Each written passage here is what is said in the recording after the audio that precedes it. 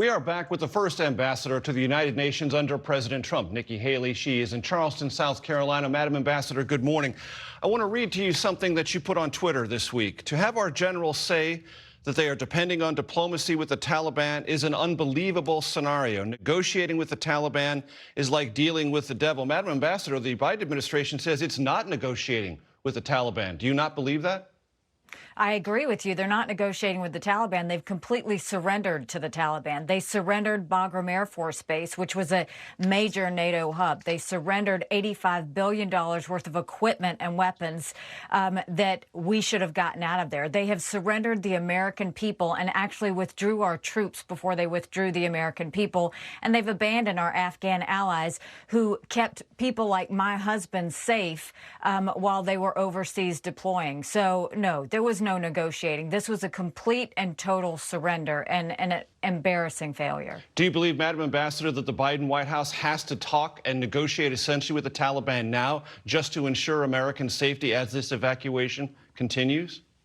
I mean, our American people there are a #1 priority. Now they have to do whatever it takes to get our Americans out. There is, people like my husband, you ask any of our soldiers, any of our men and women, they would go in there in a second to get our Americans out. Now it's a matter of doing whatever it takes to make sure that we have them taken care of. I mean, this is an unbelievable scenario where literally the Taliban has our Americans held hostage. It's a scary time, and we have to make sure that we are working with our allies who literally won't trust us at this point and think we've lost our minds. We have to figure out a way to get our Americans out and to get our allies out.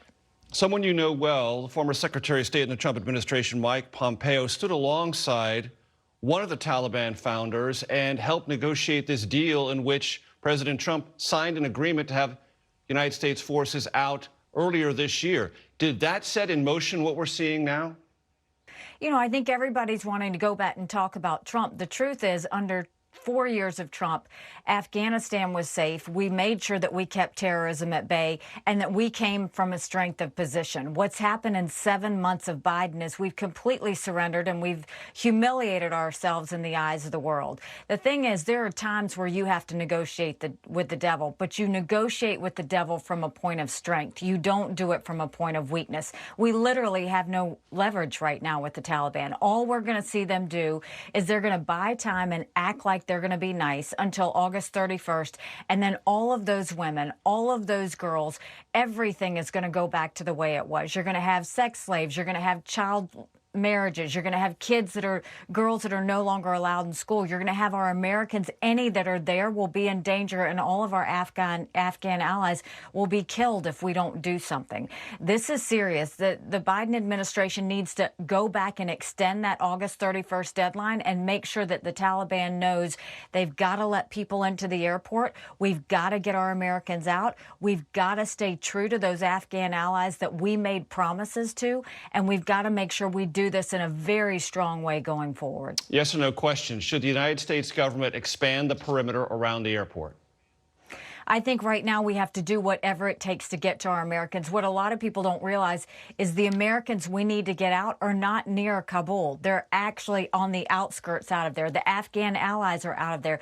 They can't even get through the checkpoints to get to the airport. So this is a time where we need to have a list of our Americans. We need to make contact with where they are, and we've got to go get them if they can't get to the airport. I can't believe that Biden got it so wrong that he said that no Americans were having a hard time coming to the airport. He said al-Qaeda was no longer in Afghanistan. He said our allies were fine with what he did. Either the people around Biden aren't telling him the truth, or he is not thinking in a normal way. I mean, something is very wrong here. This is not about partisanship, Major. This is really about America and strength and making sure we get Americans out of there alive.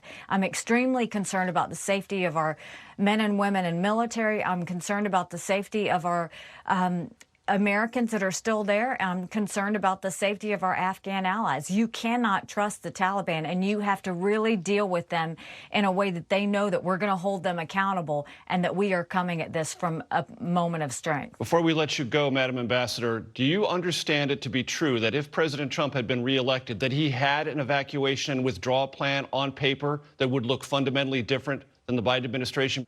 Well, I think let's be clear. The President Trump very much wanted to see soldiers come out of Afghanistan. So it's not about soldiers coming out. It's not what you do, it's how you do it. He would never have pulled our soldiers out without making sure Americans and all of our equipment and our weaponry was out beforehand. He would never have allowed the Taliban to take over Afghanistan without conditions.